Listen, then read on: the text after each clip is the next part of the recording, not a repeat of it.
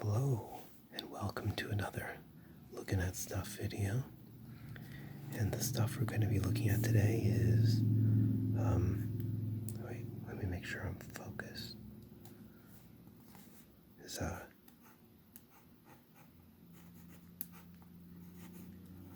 ideas. And how do we look at ideas? I write words on paper. So, I wanted to make a video just talking about something that I find really interesting and don't really have anyone else to talk with about it. And that is,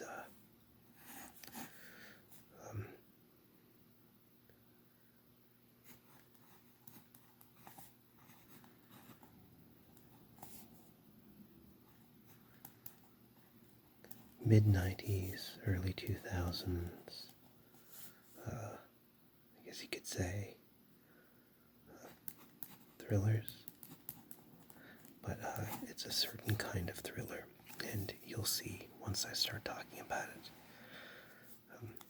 It is what you'd call a guilty pleasure, except I do not feel guilty about it, so it's just straight up pleasure. So,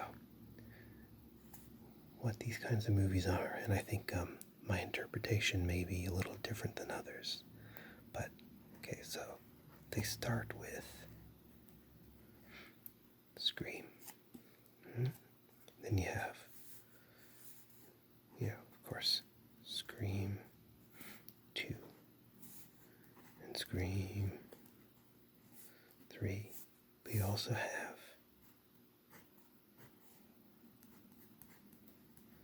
that's right, I know what you did last summer. 1 and 2.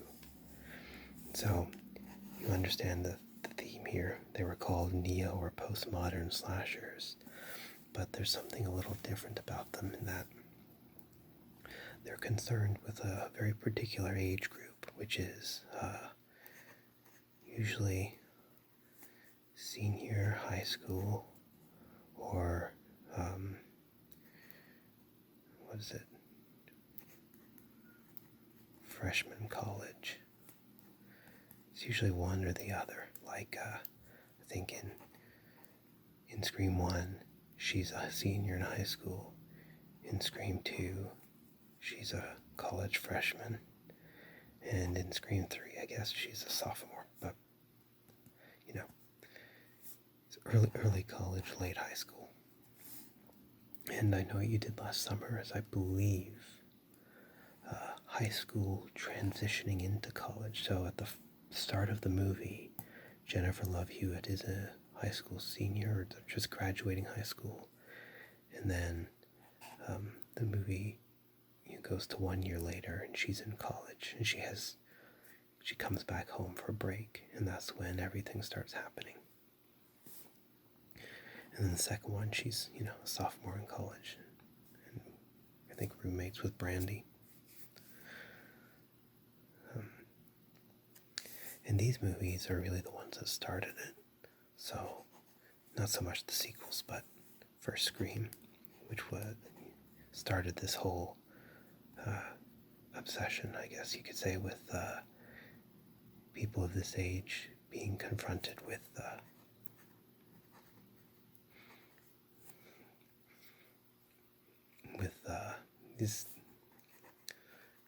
these murderous events, as well as perpetrating them, and this kind of whodunit quality to it, and just sort of the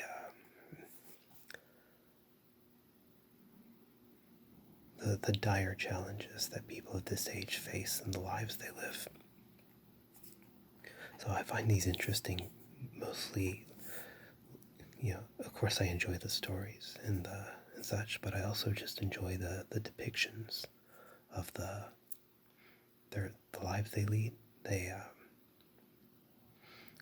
homes. Like I enjoy seeing their homes and the way the characters interact, and the environment they live in, and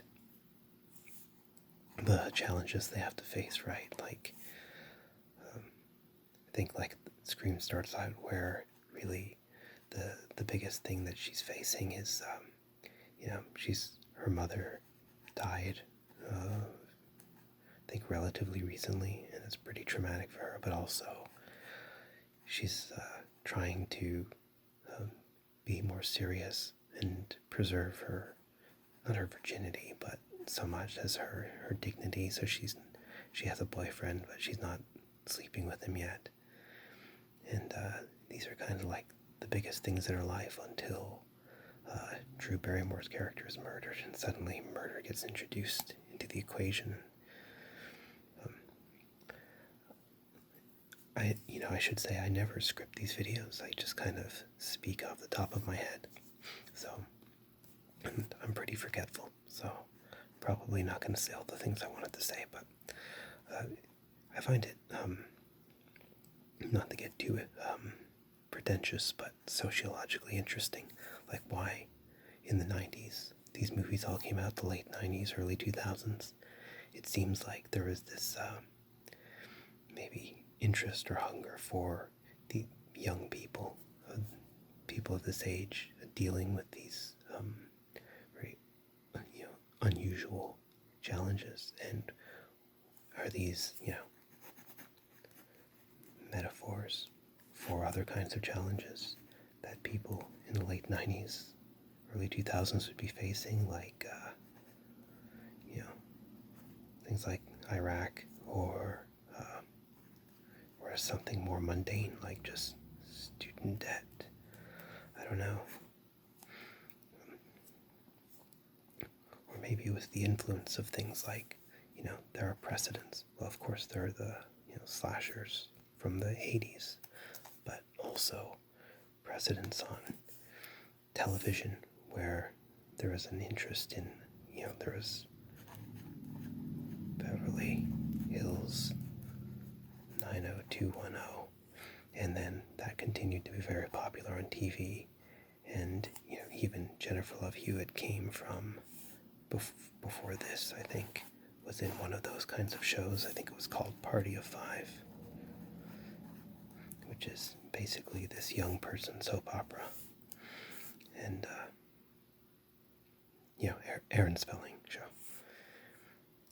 and then of course there was Sarah Michelle Gellar was in these, and she was in Buffy, so it was in TV as well, this kind of obsession with people at that age. But then there were more movies than this. Of course, there was Urban Legend,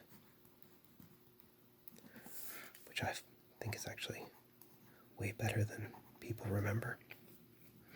And that also spawned a sequel, which naturally was in college. Actually, the first Urban Legend's also in college. They're in two different colleges. This one's in a film, the second one's in a film school, so it's breaking the mold a little bit, but it's also later than the other movies. And it's not rated very well on IMDb, but I think Urban Legend 2 is Final Cut, is what it's called. It's actually really clever, and I think really, really worth a watch. I think I watch it every 2 years, and the reason it's this kind of forgotten sequel to a late 90s slasher is so good. It's written by Scott Derrickson.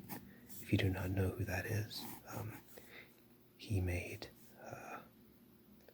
Sinister and just other good horror movies. He just really has a knack for it. He's probably one of the best new directors of horror movies from the last 15 years or so. Anyway, so Urban Legend, but here's one that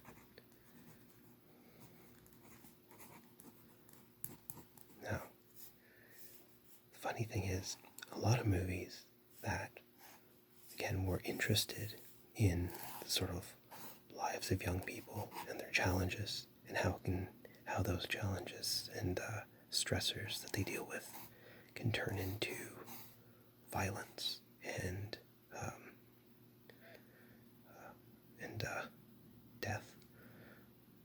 Just trying to think of another word, but how those things can spiral out of control and cause chaos in their lives and bring in death and violence and is the skulls. So, right. So these aren't really just about thrillers. I think there's a theme running through these kinds of movies, dealing with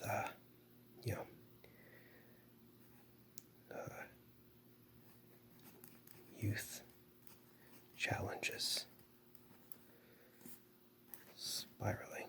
I don't know why I'm writing that. Anyway, and the skulls, while it's not quite on the same mold as these, is not.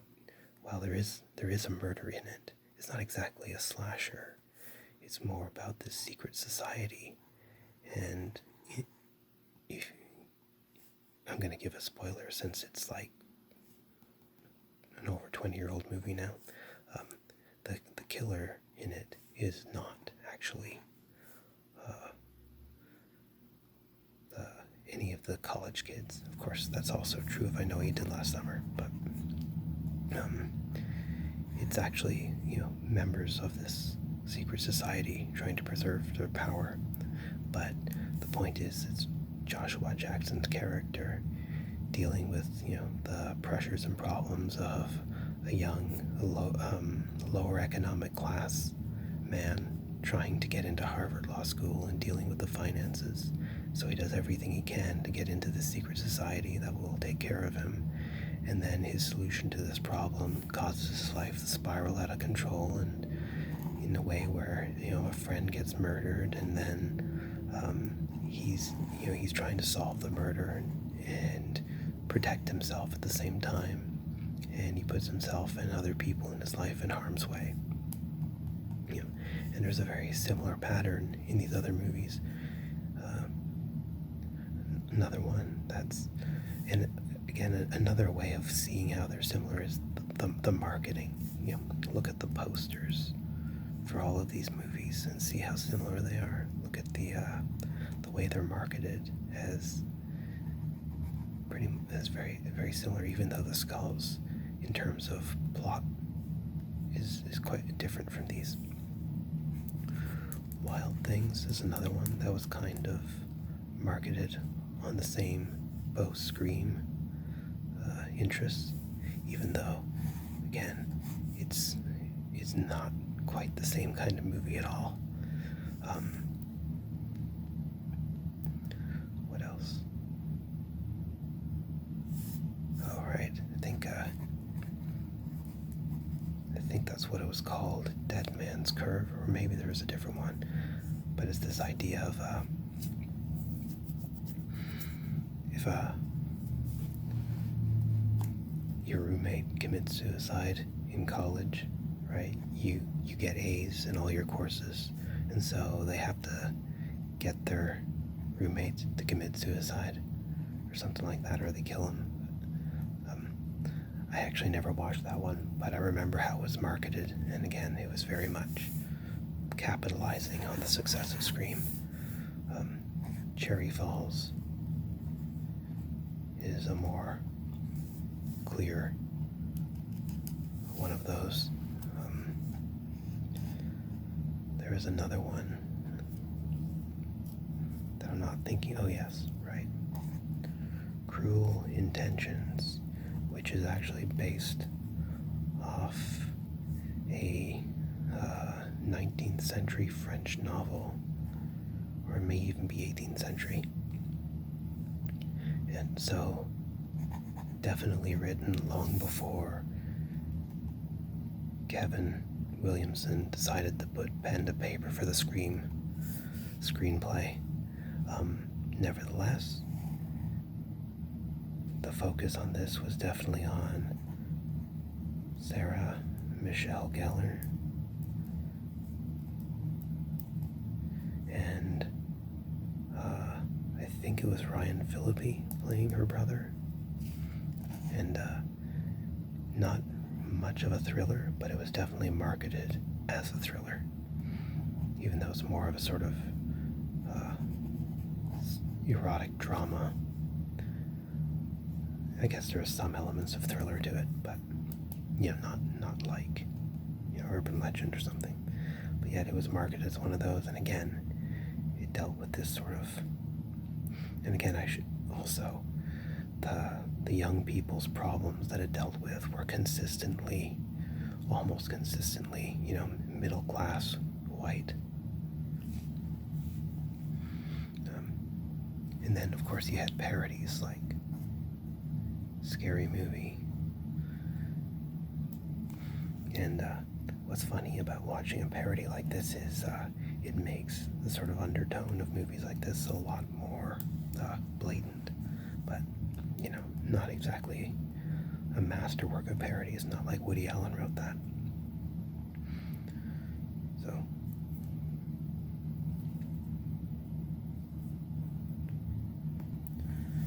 So now the question is, and of course there are a lot more of these. This is just some of the really popular ones, but there were plenty of these post-screen slashers that are largely they're B movies, and well, some of them may be good. I don't really recall them. Oh, Final Destination is another one that kind of fits in. Was marketed very similarly, even though it dealt with this ensemble cast of young people being dispatched, dealing with terrible things, even though in reality it's very different from these movies because, of course, and this is why actually I do not like the Final Destination movies. It is because you can't win, right? With Final Destination, there's no enemy to fight against. There's no bad guy to stab or put in handcuffs or shoot in the head. It is, the sort of mechanism of the universe itself is against you. You're going to lose. So these are kind of all comfort movies to me, and I really enjoy them. And at least the ones that I've seen. I haven't seen that one. Wild Things, not really, but Scream movies, these top ones, and Cherry Falls. So why do I like these movies so much? And I think one reason is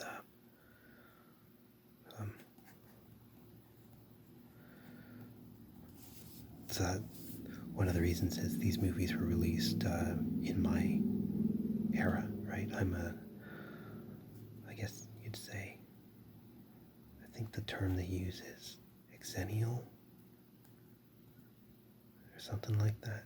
And basically I'm a millennial, but I'm very close to Gen X, right? I was born in 1984. George Orwell actually wrote a book about me. So that was nice of him.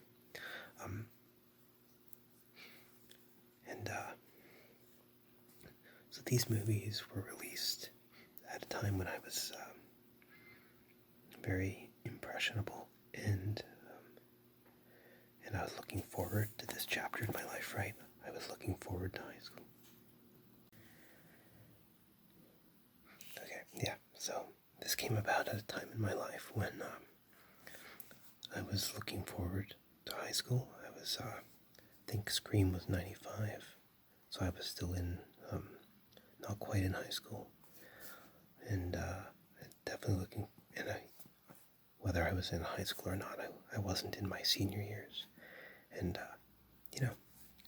even in high school, you still look for models for how to behave and what to expect, and movies and television offer that. I think I've mentioned in other videos, but I'm from a very small town, and that town proper, I guess, has a population of around 5,000 5,000, I want to say. No, it's got to be more than that, maybe 10,000. But the town proper, I know, anyway, the town proper, I guess, has more like 5,000, but there's a very large surrounding area that the high school serves. So there are probably about 1,200 French students in the high school and 200 English students. So the English population of that school was very small. My class had about 25 kids, and for that reason, my high school life really did not resemble what I would see in movies and television. And you'd think that that would be a turnoff, but quite the opposite. I was very fixated or interested in how they represented that life, and kind of came to look for ways it was patterned in my own, but it often wasn't. I was never really bullied, but I was always, kind of waiting for that bully attack to happen, or, something like that. But anyway, so one reason is just the time they came out in my life was, in my teenage years, when the movies that I liked kind of stuck with me, as that often happens. So, I watched Scream when I was, I guess, about 12 or so, and Scream 2, I remember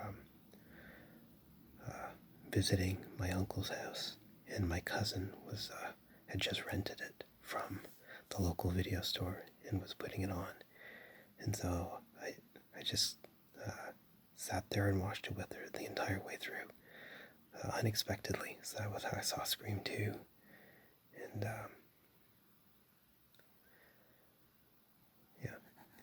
and I don't have any key memories of when I watched the other ones, but oh wait, I do. I remember watching Urban Legend with my cousin Richard, and having to, or I think it was the second one, the one where someone has a wound in their side, and the killer reaches into the wound and yanks to pull them back through the window they were trying to escape from, because they were in a bath with their kidney taken out. Anyway, and I remember wincing, and he laughed at me. But so that's one reason. I think another reason is certain things that are depicted in the movies, like Friends. All of these movies, the characters usually have a big circle of friends that they can turn to, or at least quasi-friends that all hang out and deal with these issues together. So, and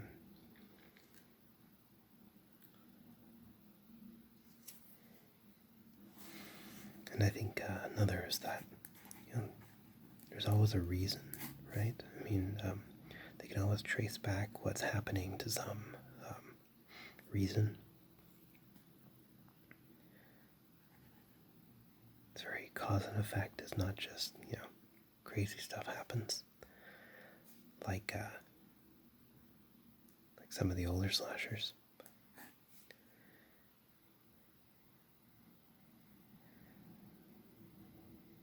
And I had something else, but I'm blanking now. So instead of drawing this out, I guess I'll just bring it to a close there. If you like this video, please like, subscribe, and let me know your thoughts in the comments section. I actually really like hearing from everybody. And I try to reply to everyone, even if just to say thanks or a smiley face or something, but, if I can say more, I will. And that's it. Thanks for watching, and keep looking